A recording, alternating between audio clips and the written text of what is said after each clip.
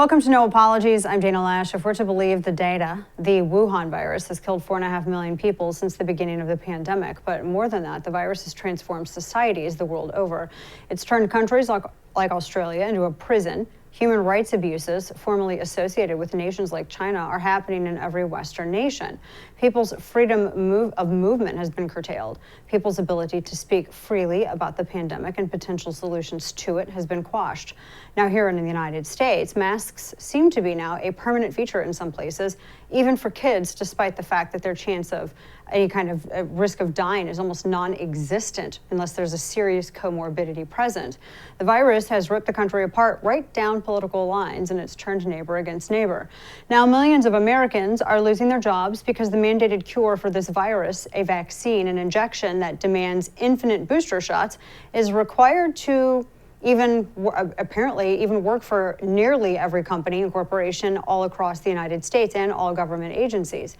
Signing up for this infinite booster program based on a new mRNA technology in which we do not have any long-term data is not up for debate. You have to get the injection, and you have to keep getting injections, regardless of your risk profile, regardless of whether or not you already had coronavirus and have natural immunity, regardless of whether or not you're pregnant. It does not matter.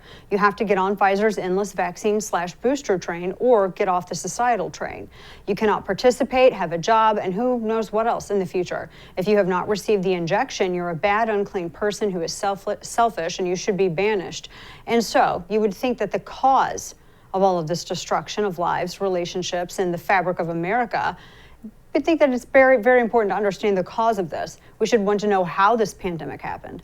Unfortunately, our health agencies and the legacy press all have been very quick to offer an answer to what the cause of it is, and it's as if they're all singing off of the same song sheet. It's the pandemic of the unvaccinated. Remember when we had a press that would ask questions? Now they just repeat what they're told. It's also what President McUnity, Joe Biden, told the whole nation. And those are the kinds of words that you say when you want to create animosity and division in a country. So if you're going to say something so incredibly reckless and incendiary, you should know whether or not it's true. So what if, in fact, it turns out to be an entire, complete lie? What if, in fact, it's actually a pandemic of the incredibly foolish scientists? A pandemic caused by scientists that were knowingly fooling around with a coronavirus in a lab in China, making the viruses more deadly, more transmissible. Frankenviruses, if you will. It's called gain of function when you literally give an added action to something because you're adding it to it. Gain of function. And for a long time, we've known that it was very likely happening in the Wuhan lab. There have been a lot of receipts on this, even from our own State Department, that this kind of chimera virus experimentation was likely going on. So what if it turns out that it's not a pandemic of the unvaccinated, but rather a pandemic of foolish and deceptive scientists, all funded by our very own National Institutes of Health and Dr. Fauci? Now, Senator Rand Paul has been saying as much for months now. Here he is doing exactly that on May 11th when Dr. Fauci went before Congress to testify. Watch. Dr. Fauci, do you still support funding of the NIH funding of the lab in Wuhan? Senator Paul, with all due respect, you are entirely and completely incorrect that the NIH has not ever and does not now fund gain-of-function research in the Wuhan Institute. Will you, in front of this group, categorically say that the COVID-19 could not have occurred through serial passage in a laboratory? I will repeat again, the NIH and NIAID categorically has not funded gain-of-function research to be conducted in the Wuhan Institute of Virology. So there it is, a total and complete denial from Dr. Fauci. And there was no gain-of-function research happening in the Wuhan lab, said the angry doctor. Now, of course, Rand Paul never bought Fauci's fake outrage, and he's never relented on holding Fauci and the NIH accountable. Well, today we have more proof that Fauci knew that there was gain-of-function research happening in Wuhan, even when it was against the law from 2014 to 2018. Remember when the Trump administration wanted to actually restrict funding for this type of research, and he was accused of being anti-science? I do. So not only did Dr. Fauci know gain-of-function research was happening during that time, he was funding the research with grants. from us, American taxpayers, through a group called the EcoHealth Alliance, led by a man named Peter Daszak. Now, one of the reasons that the lab leak hypothesis was squashed for over a year was that when the WHO looked into the possibility of a lab leak, guess who they picked to lead the investigation? Of course they did. EcoHealth Alliance's Peter Daszak. No conflict of interest there. And of course, he found nothing. And now Senator Rand Paul just dropped another bombshell yesterday on Twitter in the form of a thread from molecular biologist Robert H. Ebright, which included a letter from NIH admitting gain-of-function research was indeed happening in Wuhan, and the NIH knew it. The letter was written by Lawrence Tabak of the National Institute of Health just yesterday. And in the letter, Tabak of the NIH corrects false assertions by NIH Director Collins and NIAID Director Fauci that NIH had not funded gain-of-function research in Wuhan. NIH further states that EcoHealth Alliance, in fact, violated the terms and conditions of its NIH grant. So in other words, EcoHealth Alliance violated its grant agreement by performing gain-of-function research, and the NIH knew it.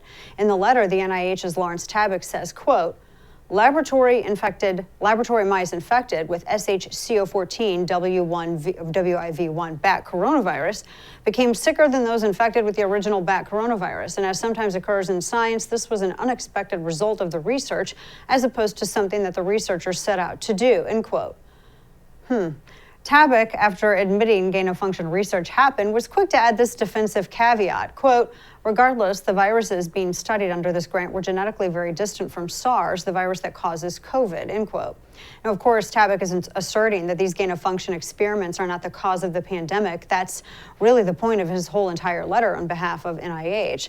And so he's saying that on one hand, yes, gain-of-function did happen, but no, of course it didn't cause the pandemic. He goes on to say in the letter, quote, while it might appear that the similarity of the RATG and the BANAL52 bat coronaviruses to SARS-CoV-2 is close because it overlaps by 96 to 97%, experts agree that even these viruses are far too divergent to have been the progenitor of the SARS-CoV, or well, the SARS. That's the Asian version. You had MERS and SARS. For comparison, today's human genome is 96% similar to our closest ancestor, the chimpanzee. Humans and chimpanzees are thought to have diverged approximately 6 million years ago, end quote. So what you have from NIH's Lawrence Tabak is another attempt at denying any possibility, any whatsoever connection to the gain-of-function research that EcoHealth Alliance was doing at the Wuhan Institute of Virology to that virus that caused the pandemic. The NIH letter also states that EcoHealth failed to notify the NIH that they were doing this kind of gain-of-function research. So that's what you would expect, NIH blaming EcoHealth. And I'd hate to be EcoHealth Alliance's Peter Daszak. Of course, he was involved in the Lancet thing. We told you about that earlier. When you discover that the don of the pandemic mafia, Dr. Fauci, is going to try to save his own skin while he hangs Daszak out to dry. But that's how Fauci and apparently NIH roll. In fact, NIH has been slow rolling their responses to various FOIA requests. And a lot of these emails that we have as a result of this from the Washington Free Beacon are from FOIA requests. Gregory Koblenz, director of the Biodefense Graduate Program at George Mason University, said of NIH's reluctance to cooperate, quote, what the NIH really needs to do is not just react to FOIA requests. They must be proactive and say, here's the process and here's the outcome.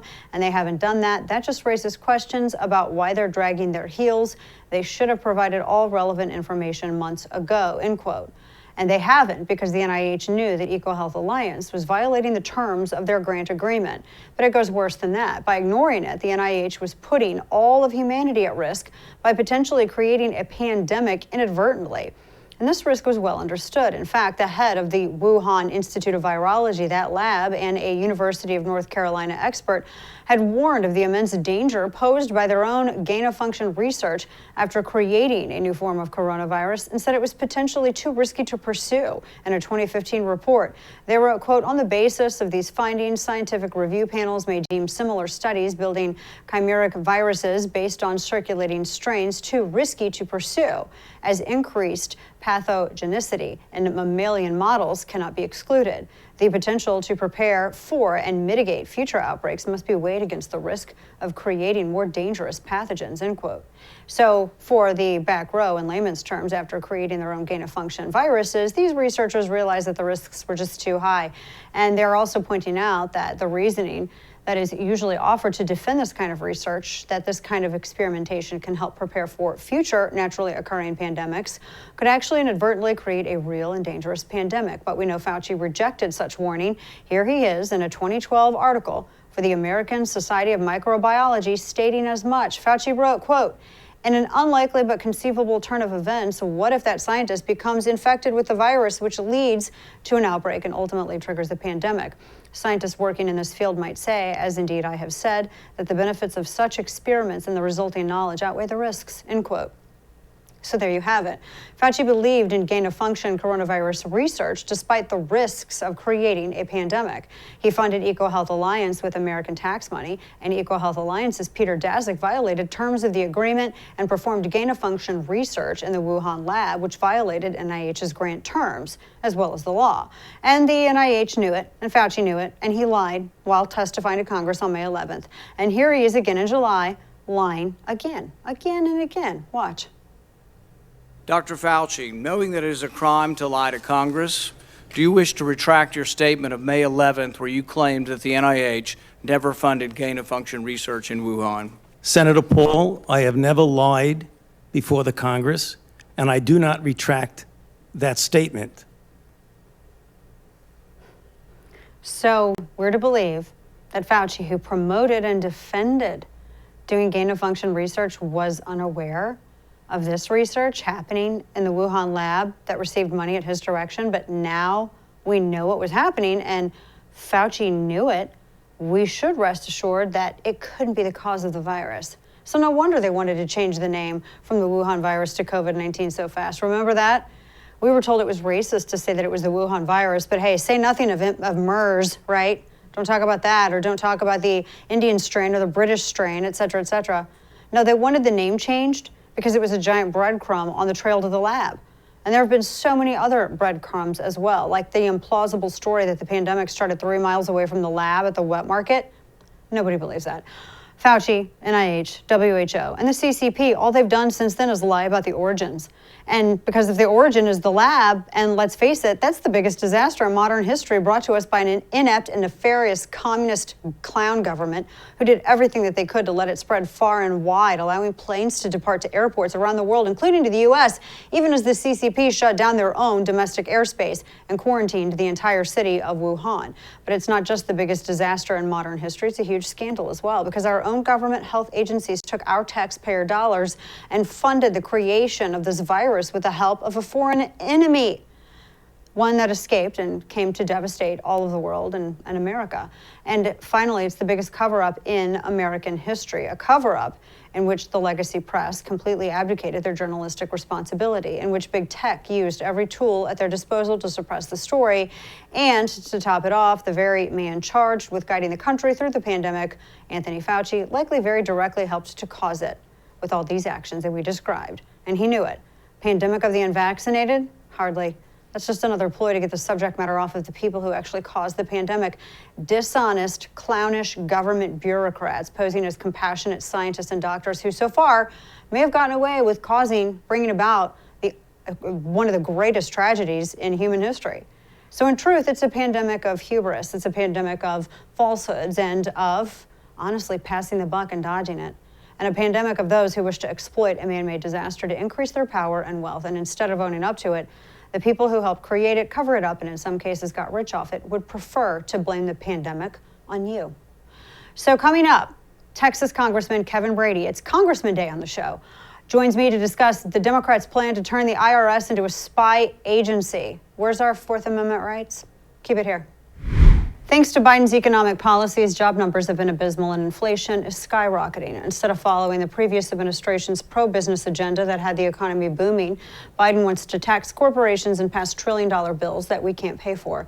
It's time to take proactive steps to protect your wealth and your retirement by investing in gold and precious metals, and Legacy Precious Metals can help you.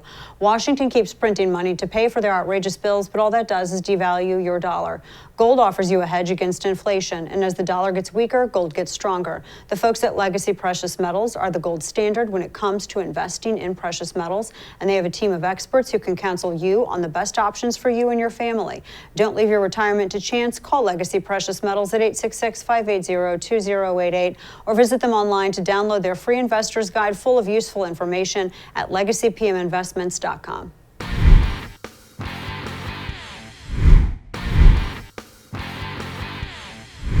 Joining me now to discuss the plan to turn the IRS into a spy agency is Texas Congressman Kevin Brady. He serves on the House Ways and Means Committee. Congressman Brady, thanks for joining us. Appreciate your time, and good to see you. Good to see you. Thanks for having me. Of course. So, Congressman, I know that you remember back in 2008 through maybe 2012, you had all these Tea Party groups from across the country that were organizing. And as it turned out, one of the top officials who was in charge of granting tax exemptions, Lois Lerner, ended up being dragged into court because it was discovered that the IRS was actually weaponizing against any group that had Patriot or Constitution or Republican or conservative in their name. That was a huge scandal. A lot of people were affected. They had their rights affected.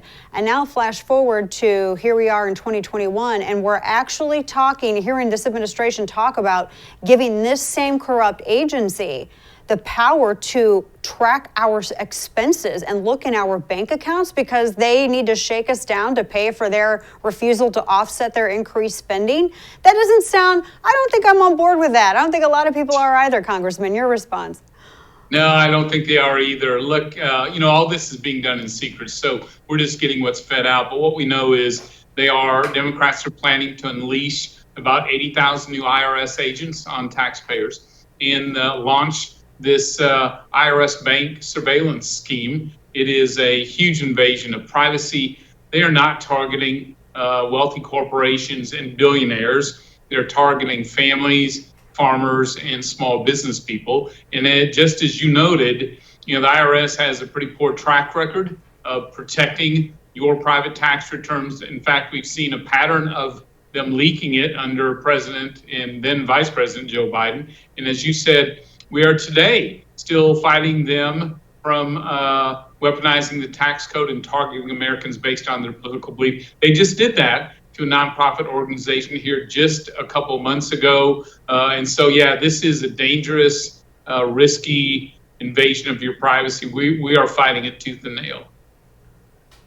And Congressman, we don't even have any assurances of what the IRS is even limited to, because the only thing I've heard Janet Yellen say, and she was asked about this and she said she supported it, was that, there's only going to be certain amount of information that the IRS is going to be allowed to see. Nobody trusts that either. So do we know some of the details of this? No, we don't, but I know this. Don't be fooled by this increase, what they call scaling back to $10,000. What that means is $10,000 through your personal account or business account each year. So that's as little as $200 a week in spending or revenue. They're thinking about some exceptions here, but we took a look at, in their best scenario, who gets triggered into this surveillance. And the short answer is just about everybody. In fact, if you're just a typical family sending your child to college or helping your parents out financially, saving up to, buy a car, selling at a farmer's market on the weekend, working as a Uber driver for a little extra cash now and then, any of that triggers you into this surveillance, even under the most generous terms they're talking about. So there's no question. And here's my thought. I've been on Ways and Means Committee a while. We have jurisdiction over the IRS. In the past, IRS has said they want to close the tax gap, but they say the difference between what they receive and what they're owed. And they've always said, we believe those tax cheats are in the agriculture community, in small businesses, and in families, but they've never been able to politically get to them. Well, this bank surveillance scheme is how they target, farmers, families, and small businesses. That's why, Americans ought to be really frightened about this proposal.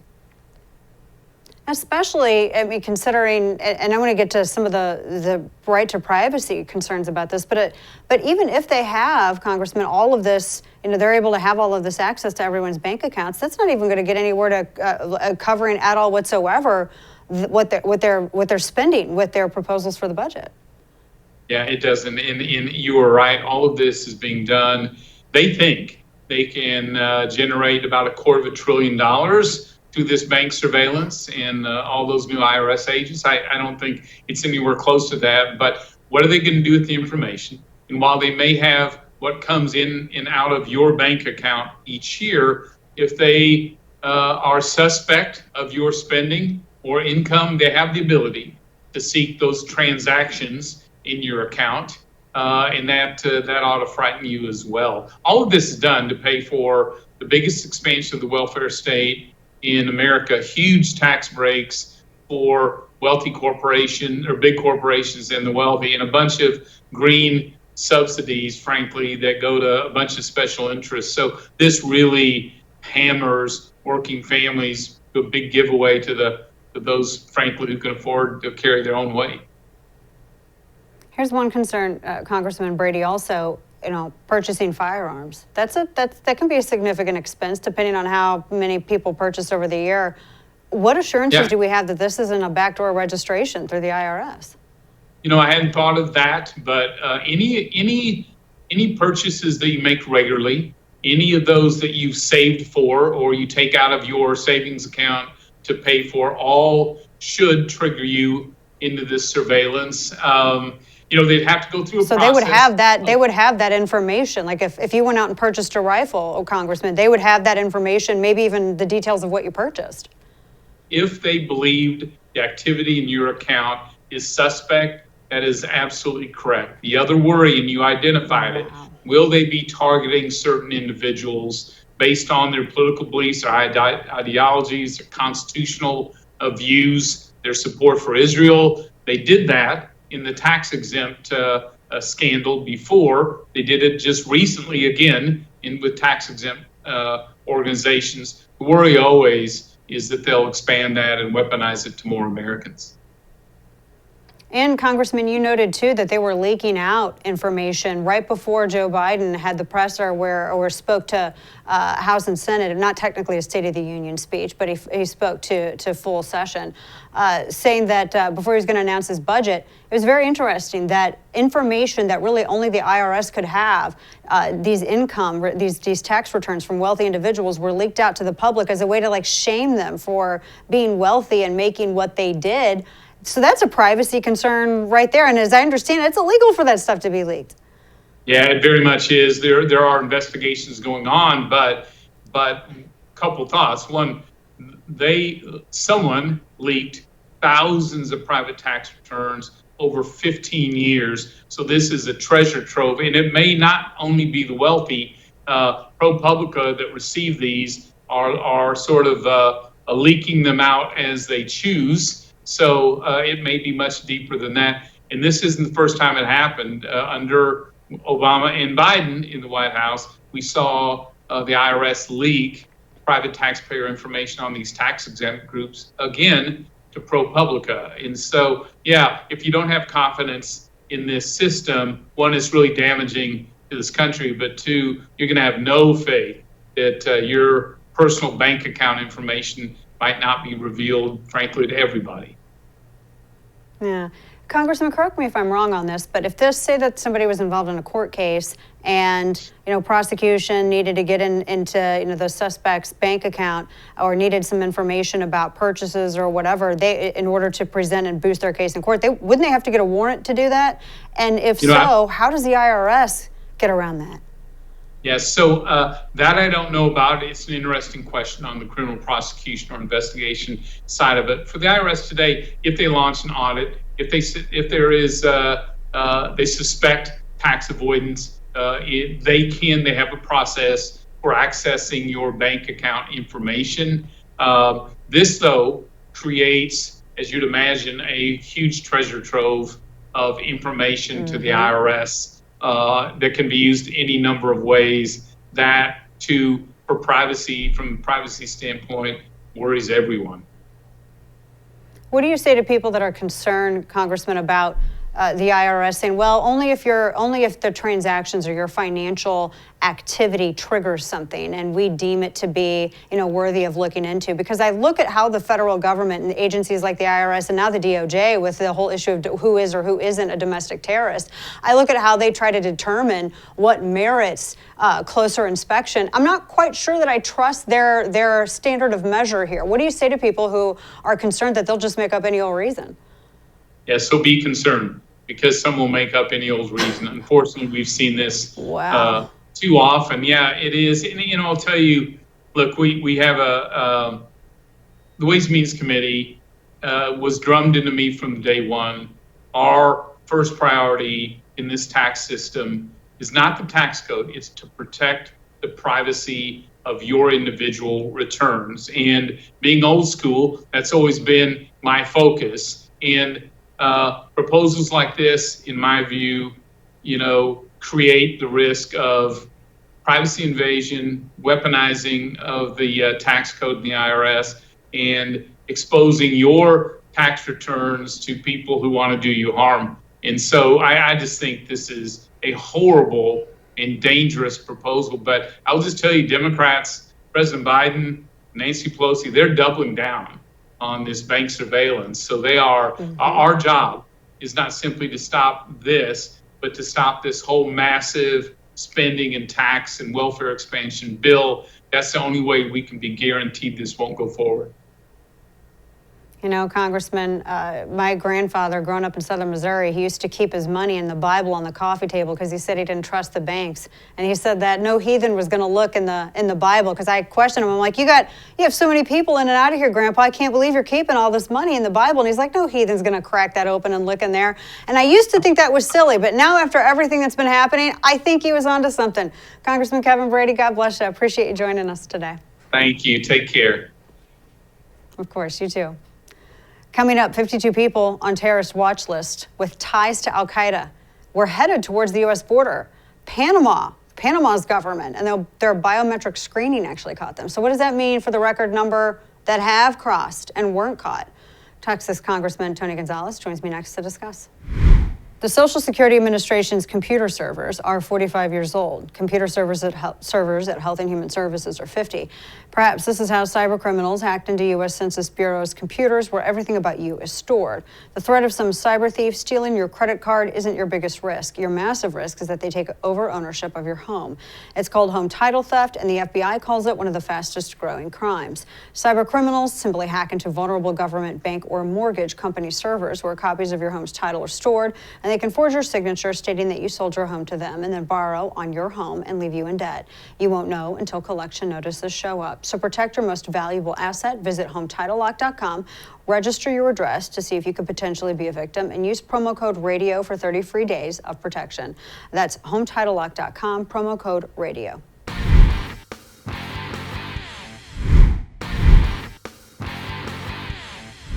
So over 60,000 migrants are expected to arrive on the southern border in the next few days.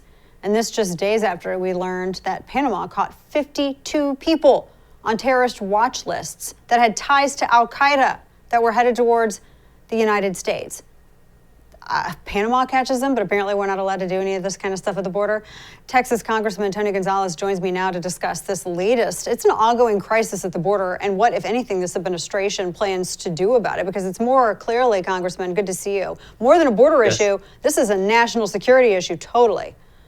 Oh, it's 100% a national security issue. And sadly, just when you think things can't get any worse, they do. And then, now you have the administration pushing this reconciliation package that in there is, essentially a pathway for amnesty for about 10 million folks. What's that going to do? All that's going to do is encourage more of these folks to make this dangerous, illegal trek. I'm hearing that on the 23rd is the date in which that caravan is going to kick off. So what we saw in Del Rio a few weeks ago, like the photos you're showing now, we're going to see that over and over again, whether it's Del Rio or Eagle Pass or Laredo or Brownsville, El Paso, doesn't matter. You're going to see those images over and over again because this administration is encouraging that to occur.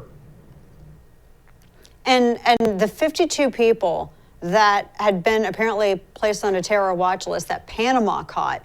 At least somebody's doing something there. I mean, I'm glad that Panama at least was able to, what did they use? Biometric screening, I think I was reading, where they were able to identify whether or not these people were on any kind of terror watch list. So, I mean, at least they were able to, they're doing more apparently than our own administration is. No, that's exactly it. You know, the foreign minister of Panama reaches out on a Tuesday, and she wants to meet the next day. And it's really, you know, oftentimes her schedule is packed, but we fit her in earlier in the morning, and I meet with her, and she tells me these you know, this staggering number. The first question I ask is, hey, does the administration know? And she goes, yes, we've been trying to reach out to them for months. They just don't want to hear it, right? So that's part of the problem, is these things are occurring and the administration just wants to look the other way. It is only a matter of time before Joe Biden, he's already gotten Americans killed in Afghanistan. He's going to get Americans killed here in the United States because of this. 52 people on a terror watch list with ties to Al-Qaeda. The Taliban is our Afghan partners. I can't remember if the administration likes this terror group or hates this terror group. I mean, you know, I never thought we'd refer to Taliban like this. And yeah, not a peep from the administration on this. So that's just those who were caught by Panama's government. What about everybody else that's already come through, the tens of thousands that have already come through? Do we have any idea about any of those? You know, one of the things that I've pressed this administration on is exactly that, to go, look, well, policy-wise, we are on the complete opposite ends of things. I'm rooting for this administration to succeed because I want Americans to be safe. We all should want Americans to be safe. And when these open border rhetoric turn into open border policies, that makes us unsafe. And when you hear Panama is a tiny little country, when I hear directly from their senior government officials that say, you know, over 50 members are associated with terrorism have been apprehended, that tells me this problem is much deeper. That's why it's important for us to make sure our Border Patrol agents are not in these processing centers, but they're in the field catching bad guys that are trying to kill Americans.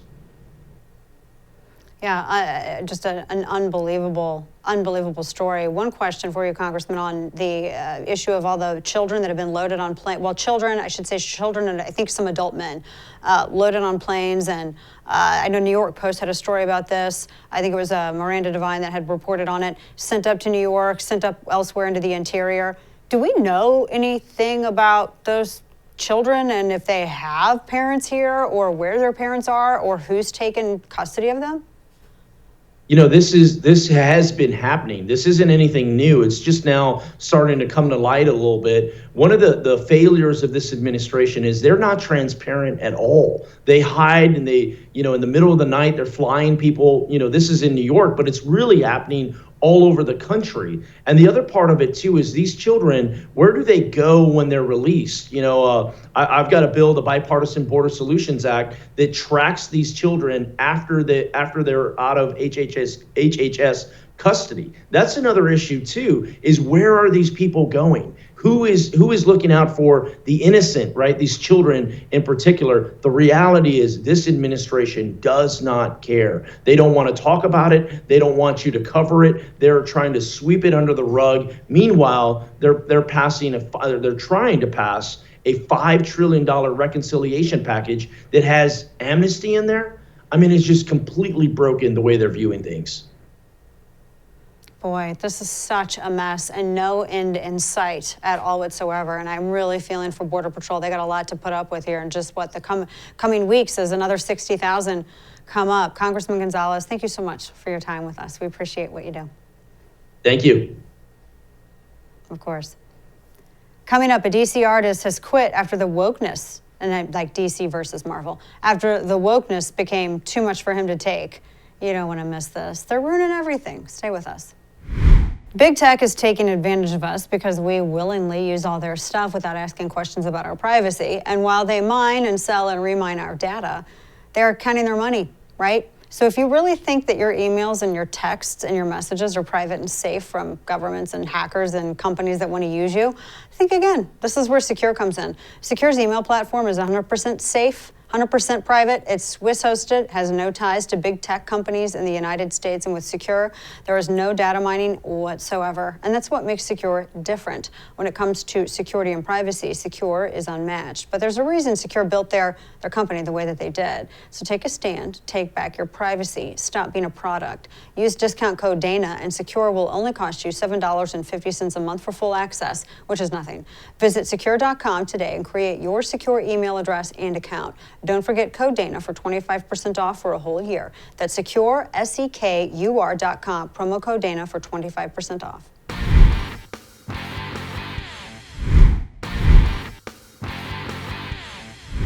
The wokeification of everything in America continues, even to Superman. So just the other day, we learned that John Kent, Clark and Lois Kent's son, is bisexual, according to DC Comics. Of course he is, because everything has to be sexualized and politicized to further the cultural revolution. Well, now apparently Superman is changing his mission. He no longer fights for the American way, but for making a better tomorrow. That's Superman's new mantra. It's not truth, justice, and the American way. It's truth, justice, and better tomorrow, which sounds stupid. I'm actually surprised they just didn't change it to diversity, equity, and building back better. Well, one comic book artist, Gabe Eltiab of DC Comics, has had enough of this woke bologna or whatever. I don't know what you would call it. It's a bunch of horse crap. Anyway, he said this, quote, "I'm finishing out my contract with DC. I'm tired of this," redacted. "I'm tired of them ruining these characters. They don't have a right to do this," end quote. Now, he went on to say that all of these feelings have been bottled up for 5 years. In a live stream, apparently they all exploded, which, sometimes it has to happen. He went on to say, quote, "What really redacted me off was saying truth, justice, and a better world. Blank that, it was truth, justice, and the American way. My grandpa almost died in World War II. We don't have a right to destroy, redacted, that people died for to give us." I completely agree with his last, bold and italicized and underscore his last sentence. Yeah. So when Mao instituted the Great Leap Forward and began the Cultural Revolution in China, everything had to be erased, especially what the Maoists referred to as the four olds: old ideas, old customs, old culture, and old habits. And they all had to go. Book burning turned into tearing down statues. And by the way, college students were like the purveyors of this, right? They were pushing this out. That repeated later on elsewhere in history too, which is insane. All this evolved into even changing the names of the streets. Sounds kind of familiar, doesn't it? We're undergoing a cultural revolution ourselves, as everyone can see. And Superman, at least the Superman that advanced traditional American ideals, he's got to go too, because he's too powerful a reminder of the old America.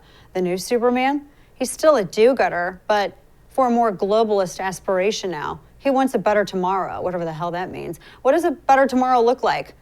Well, probably fighting against global warming and marching with BLM and PSAs for mass injections and advocating for the alphabet rights, like for his son, the bisexual John Kent, because heaven forbid we have a character that we don't understand who and how they screw. I mean, for the love, this is like, it's just so, stop.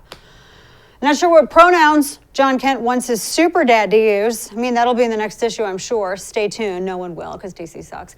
But you won't stay tuned. Nobody will.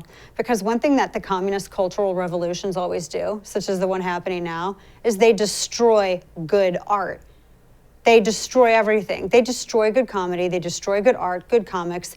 And everything sucks. I really like Trump's soundbite on how woke just screws up everything. They provoke, they question, they push back against power, but the woke tolerate no such thing. They're a humorless bunch of little neo-Puritans.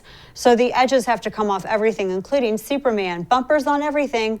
Ideas that are blunted, edges are taken off, and everything becomes predictable. One of the many victims of the revolution is going to be great characters. Flawed characters too, like Superman. To separate Superman from his American origins, you might as well remove his birth on the planet Krypton while you're at it. In any case, Superman's true origin, the place that truly shaped him, was America. And not just any part of America, the heartland. According to the fictional tale, he was adopted by humble farmers and raised to be an optimistic, honest, hardworking, forthright young man. And to bridle his unlimited power, he had his American values and morals to guide him. He didn't tap into the world's imagination purely because he could fly or leap a tall building in a single bound. That was actually less impressive. It's that he didn't always use his power, and that he thought he was real when he was just a regular, average, everyday person. He was the embodiment of an America that the world admired and counted on, in stark contrast to most other places, in America at least. There was a sense that justice prevails and truth does matter, and the American way was exceptional and superior, a superior way to live. That's why millions of people still come here, for a chance at living in a place where Superman's values still exist. But it's apparently not clear that they do anymore. One comic artist saw the writing on the wall for Superman, so he's out. Because a woke Superman is no Superman at all. He's just another broke-down white trust fund socialist hipster. And if you've met one hipster wokester, you've met them all. Only now this one just happens to wear a red cape. DC sucks. That does it for us tonight. Thanks for tuning in. Good night, and don't bend the knee.